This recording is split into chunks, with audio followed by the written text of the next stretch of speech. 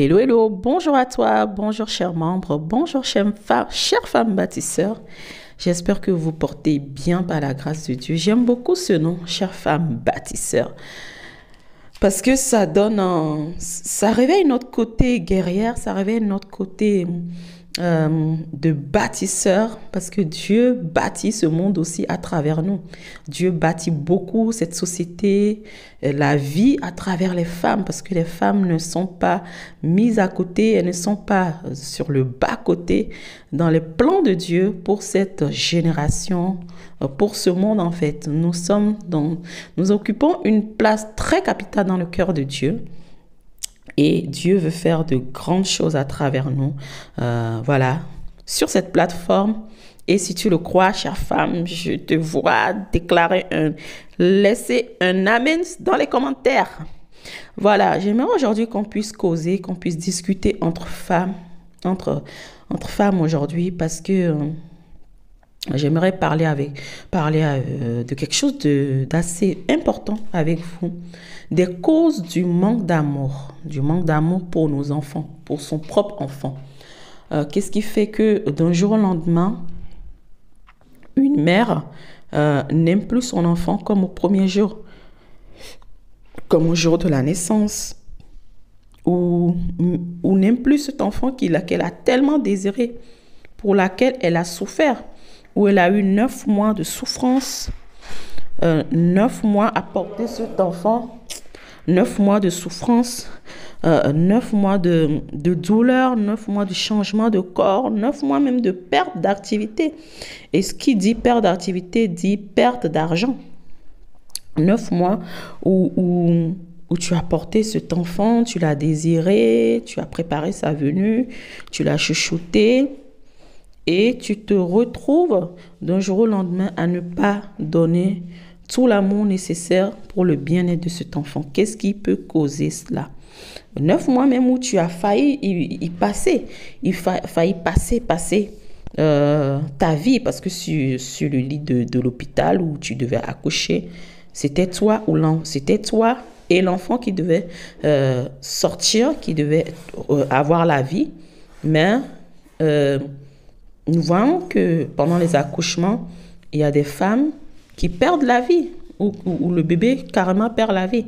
Donc, si déjà tu arrives à sortir de cet hôpital avec ton enfant, c'est déjà une grâce de Dieu. C'est déjà un sujet de joie, un sujet de célébration de la gloire de Dieu.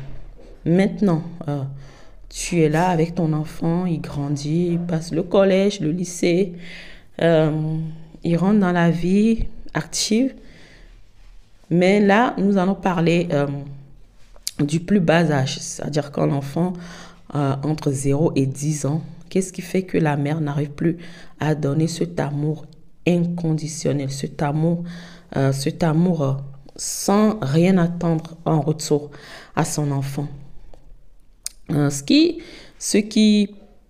fait basculer la balance, si je peux le dire comme ça, c'est parce que on commence à aimer l'enfant d'un amour conditionnel.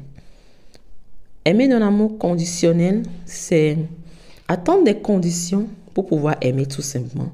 C'est-à-dire attendre que tout soit rose, que les feux soient verts, que l'enfant soit parfait, qu'il ne fasse aucune bêtise, qu'il ne pleure pas, qu'il ne fait rien qui nous dérange, pour qu'on puisse l'aimer. Alors que ce n'est pas cet amour-là que Dieu nous demande d'utiliser ou d'avoir en fait envers nos enfants. Dieu nous demande d'avoir un amour inconditionnel. Et c'est cet amour que Dieu nous applique. Il a même dit dans la Bible, dans le livre de Jérémie, que je t'aime d'un amour inconditionnel. Si nous voulons vraiment aimer dans la durée nos enfants, et surtout quand ils sont en bas âge, nous devons pratiquer et prendre l'amour inconditionnel de Dieu pour pouvoir les aimer. Parce que ce qui nous fait défaut, c'est qu'à un moment donné, nous commençons à aimer les enfants avec l'âme. Alors que l'âme, on ne peut pas se confier dans l'âme.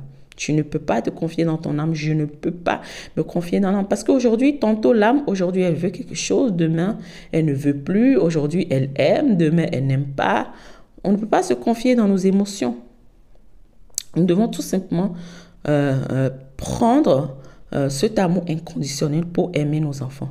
Mais pourquoi je parle de cet amour inconditionnel?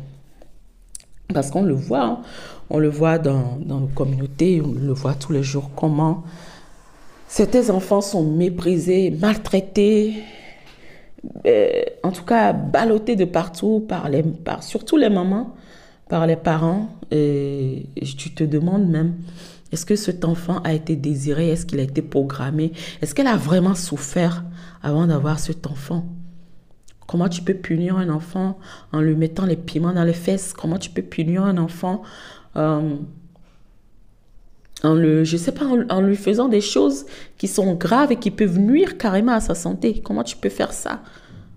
C'est parce que tu laisses ton âme aimer cet enfant. L'âme, aujourd'hui, il aime et demain, il n'aime plus. C'est comme ça. Tu ne peux pas avoir un amour philéo. Voilà, l'amour de l'âme, c'est l'amour philéo. Tu ne peux pas avoir un amour philéo pour ton enfant. Non, tu dois avoir l'amour supérieur. Tu dois augmenter le niveau. Tu dois élever le niveau d'amour et aller dans l'amour agapao. Sinon, tu risques alors, qu'est-ce que tu risques?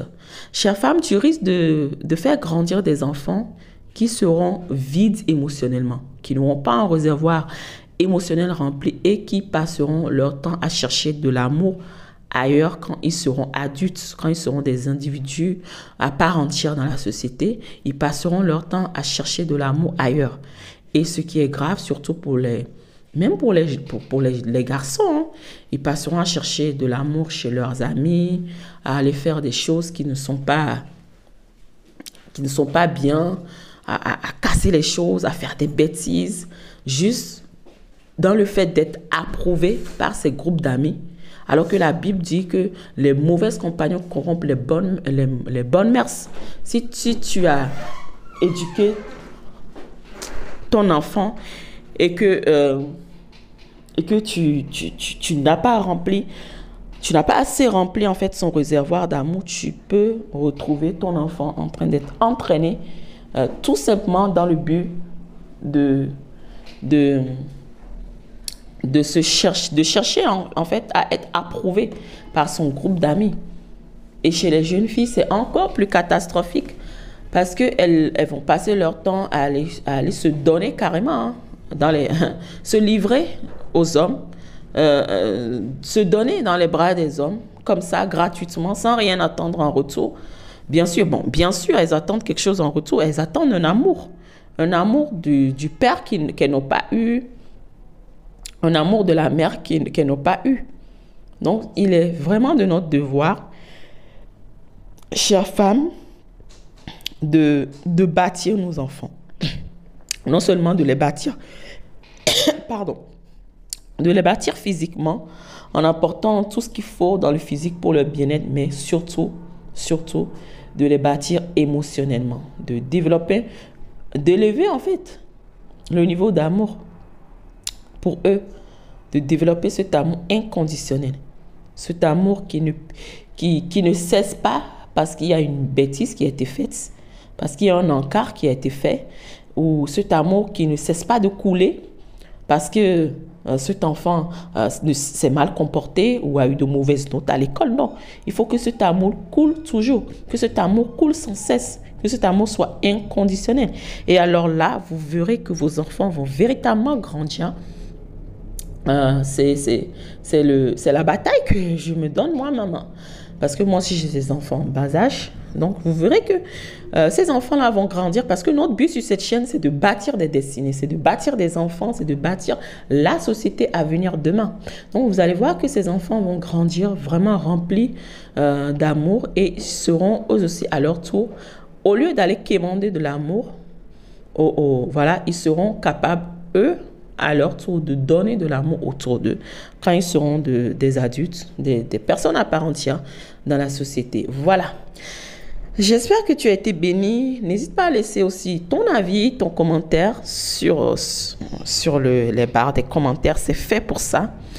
Voilà, je te dis à très bientôt, chère femme bâtisseur, et que Dieu te bénisse.